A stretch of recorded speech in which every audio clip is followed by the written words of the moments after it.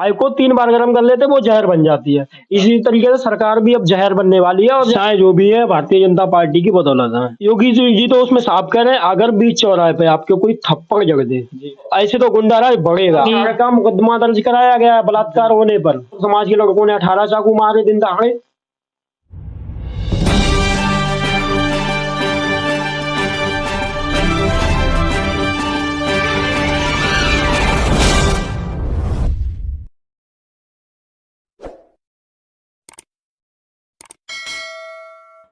नमस्कार दोस्तों, स्वागत है आपका हमारे YouTube चैनल आपका साथ सबका विकास न्यूज चैनल पर।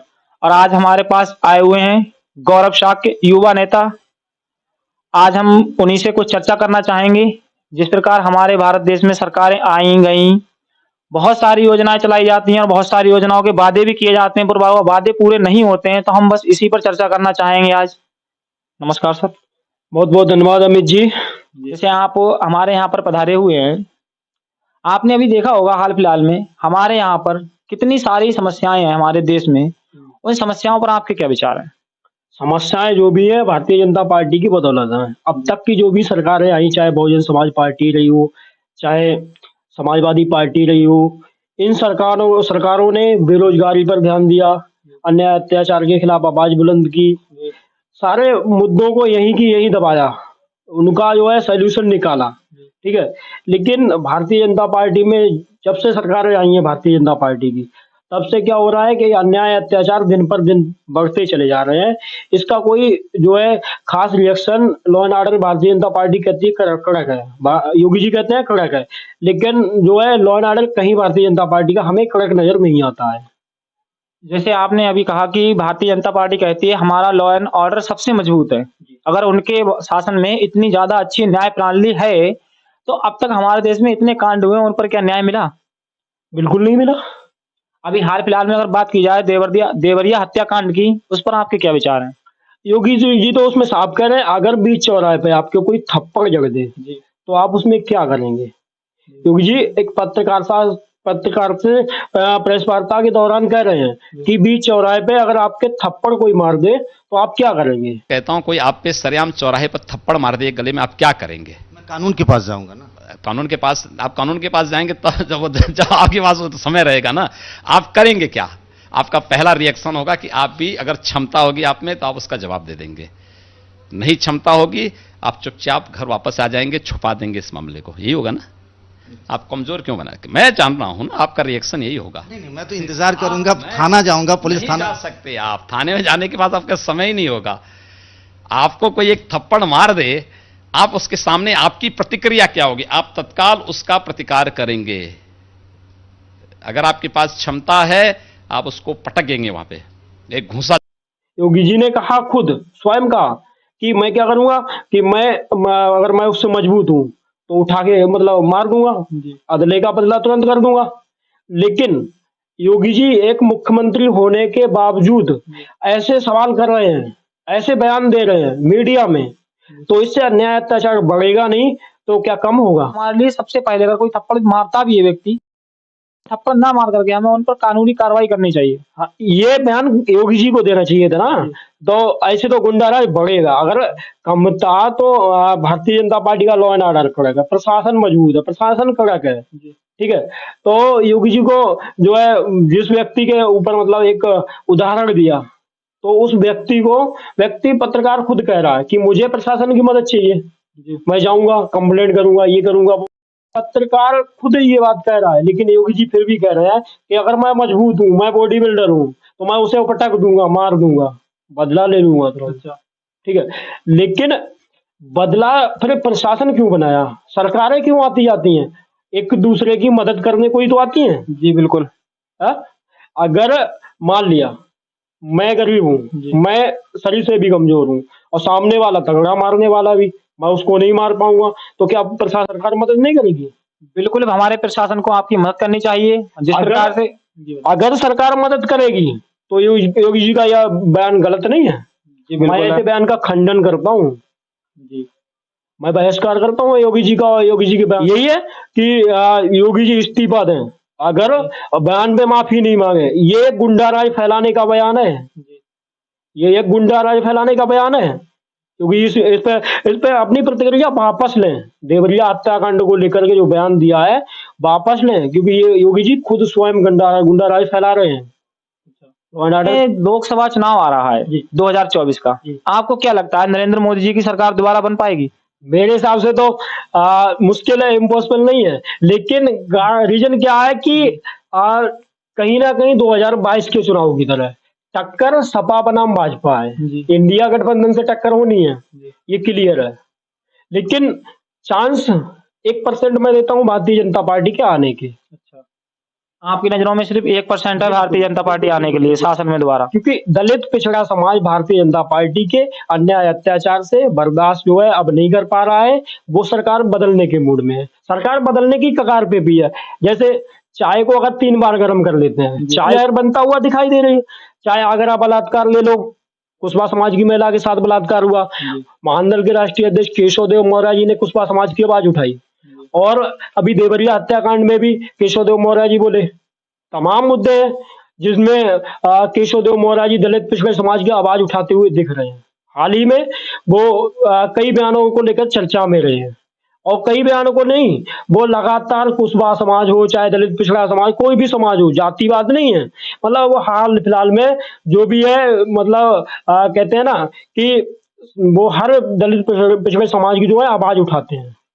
आपने कहा कि हमारी जो गठबंधन पार्टी है वो जोर दे रही है, जैसे प्रकाश से कहा था कि आपने जो IND पार्टी इंडिया बताई थी, गठबंधन इंडिया, है ना? लेकिन हमारे अगर बात की जाए अभी हाल फिलहाल की, तो माननीय प्रधानमंत्री नरेंद्र मोदी जी ने हमारे जो इंडिया नाम था उस पर ऐतराज जताते हुए उन्होंने कहा है हमारे देश का नाम भारत होना चाहिए। इस पर आपके क्या विचार हैं?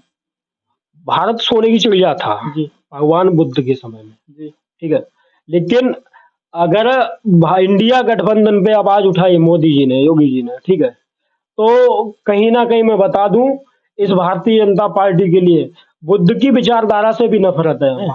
इंडिया गठबंधन है, ठीक है, उन्होंने भी तो एनडीए रखा है, हमें उससे ऐतराज नहीं है, इन्हें क्या ऐतराज है?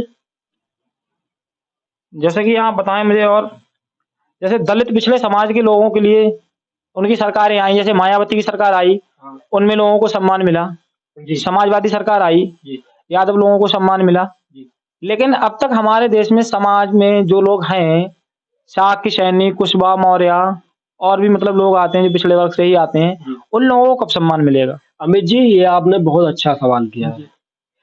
इस सवाल का जो है दलित पिछड़े समाज को जो है बहुत बारीकी से समझना पड़ेगा। जिस समाज का एक झंडा, एक नेता, ठीक है, एक पार्टी और एक निशान नहीं होता ना, उस समाज का जो है हमेशा बहिष्कार होता रहता है। उसके समाज के साथ अन्याय भी होगा, अत्याचार भी होगा, उसके मकान गिराए जाएंगे, उसका घर छीना जाएगा, उसकी जमीन पे कब्जा किया जाएगा, ये सब होगा।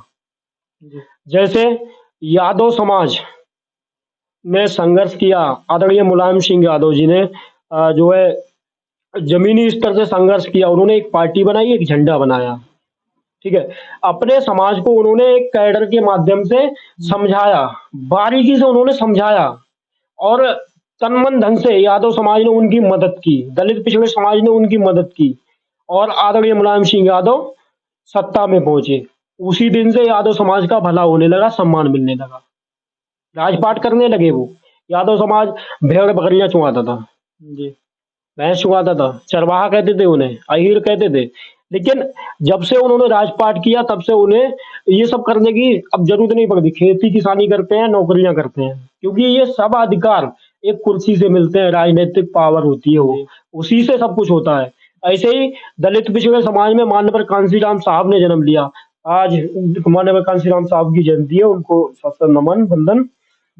तो दलित पिछड़े समाज में कांसीराम साहब ने जो है बहुत संघर्ष किया जमीनी स्तर से, अपने समाज को, दलित पिछड़े समाज को, जाटो समाज को उन्होंने जगाया। सोया हुआ समाज था ये बहुत, इनपे अन्याय अत्याचार बहुत हाई कास्ट करते थे, ठीक है। क्या था रीजन ये था कि इनको पानी पीने तक का अधिकार नहीं था। बाबा साहब ने इन्हें अधिकार दिए, बाबा साहब को भी नमन बंदन। तो कई महापुरुष ऐसे मतलब जन्मे जिन्होंने जाटो समाज का सम्मान किया और उन्हें मतलब हक अधिकार दिलाया, हिस्सा दिलाया। ऐसे ही बहन जी सत्ता में माननीय कांसीराम साहब की बदौलत पहुंची। माननीय कांसीराम साहब ने साइकिल से यात्रा शुरू की थी, ठीक है। आज बहन जी 4 बार मुख्यमंत्री बनी, उनकी सरकार नहीं है, एक विधायक है, सत्ता परिवर्तन हो गई क्योंकि मान्यवर कांशीराम साहब को, बाबा साहब के बनाए हुए संविधान को बहन जी भूल गई। इस वजह से आज वो सत्ता में नहीं है और जाटो समाज के साथ वही अन्याय अत्याचार फिर होने लगा। अच्छा, आपने कहा कि मायावती जी जो हमारी बहन जी की सरकार बनी थी सन 2007 में, शायद 6 में बनी थी, है ना? फुल बहुमत से बनी थी वो भी, बीएसपी की सरकार फुल बहुमत से बनी थी। उसके बाद में आपने कहा कि उन्होंने संविधान का सही रूप से पालन नहीं किया, इसलिए उनकी सरकार गिर गई। बिल्कुल। साक्य सैनिक कुशवाहा मौर्य समाज के बड़े बड़े दिग्गज लीडर आ गए थे, स्वामी प्रसाद मौर्य, बाबू सिंह कुशवाहा, कई बार के कैबिनेट मंत्री ये लोग रहे। ठीक है। इन लोग मायावती जी ने क्या किया, एक लीडर है, नाम नहीं आ रहा मुझे याद, जो भी है, उन्हें प्रदेश अध्यक्ष है वो, उन्होंने जो है पार्टी का एकदम विलय करवा दिया। दलित पिछड़े समाज के जो लीडर थे, कुशवाहा समाज के जो नेता थे, इनकी वजह से कुशवाहा समाज का 14% वोट जो था वो चला जाता था, उसकी वजह से सरकार बनती रहती थी। ठीक है। अब उन्हें निकाल दिया, मुकदमे वगैरह लगाए और साक्य सैनिक कुशवाहा मौर्य समाज पर अन्याय अत्याचार ज्यादा हुए, इस वजह से जो है सरकार उनकी गिर गई। अब जो है जो दोबारा से जो है बहन जी अपना संघर्ष कर रही है, जमीनी स्तर पे दिख रही है, कहीं ना कहीं अच्छा काम कर रही है, अच्छा प्रदर्शन कर रही है। आपको नहीं लगा था जब उनकी सरकार आई तो उन्होंने अनेक हाथी बनवाए थे? जो सरकारें आती है वो अपना तो वो छोड़ के जाती है ना। जैसे भारतीय जनता पार्टी की सरकार आई है, ठाकुर समाज को देख लीजिए, हाई कास्ट को देख लीजिए, वही रुतबा जो, अगर अभी यादव समाज की आ जाए सरकार, वही रुतबा रहेगा जी बिल्कुल। तो वही चीज है।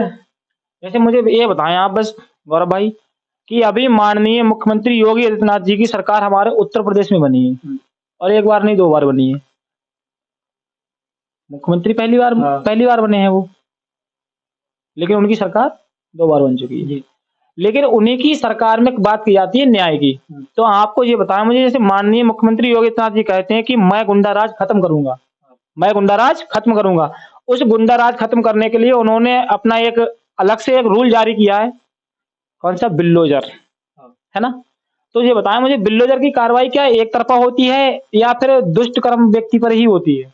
देखो, बुलडोजर वहां चलता है जहां समाज के लोग, मैं ये नहीं कह रहा हूँ कि मतलब कुशवाहा समाज में कोई साक्य समाज से ज्यादा हूँ तो साक्य या कुशवाहा मौर्य समाज के लोगों पर, मैं ये नहीं कह रहा हूँ।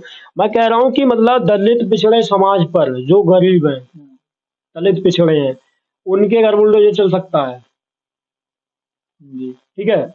जैसे अभी आपने कहा कि गुंडा राज भ्रष्टाचार खत्म करने के लिए उन्होंने एक प्रणाली बनाई है, कि योजना बनाई है। आगरा में कुशवाहा समाज की महिला के साथ बलात्कार होता है, कहाँ उनके घर पे जो है बुलडोजर चला। तो मैंने वही तो कहा कि का मुकदमा दर्ज कराया गया बलात्कार होने पर छेड़छाड़ का मुकदमा दर्ज कराया गया। हाँ, जबकि बलात्कार का होना चाहिए। समाज के जो है महानदल पार्टी के जो राष्ट्रीय अध्यक्ष जी हैं, उन्होंने दबाव बनाया, तब जाके छेड़खानी का मुकदमा लिखा गया है। काफी जो है ऐसे मैटर हैं।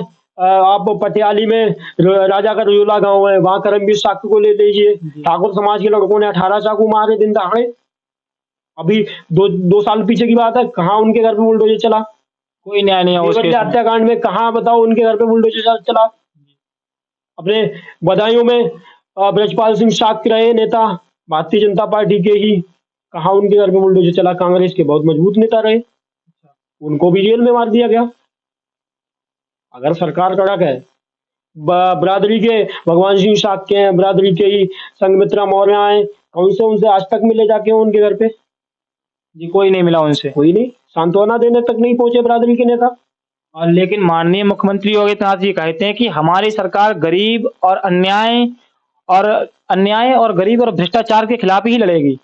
माननीय मुख्यमंत्री योगी आदित्यनाथ जी और माननीय प्रधानमंत्री नरेंद्र मोदी जी का सपना है कि हमारे देश में न्याय सबसे उच्च कोटि पर होना चाहिए और भ्रष्टाचार हमारे देश से खत्म होना चाहिए। उस पर आपके क्या विचार हैं? ना तो जो है योगी जी भ्रष्टाचार खत्म कर पाएंगे जी, और ना वो क्या बोलते हैं जिनके साथ बलात्कार होते हैं, अन्याय अत्याचार होते हैं, उनको न्याय दे पाएंगे। क्योंकि ये जो है ना, ये लोग उनकी मदद करते हैं जो धनवान होते हैं, मजबूत होते हैं, बाकी लोगों को ये मूर्ख बनाते हैं, वोट लेने के लिए याद करते हैं।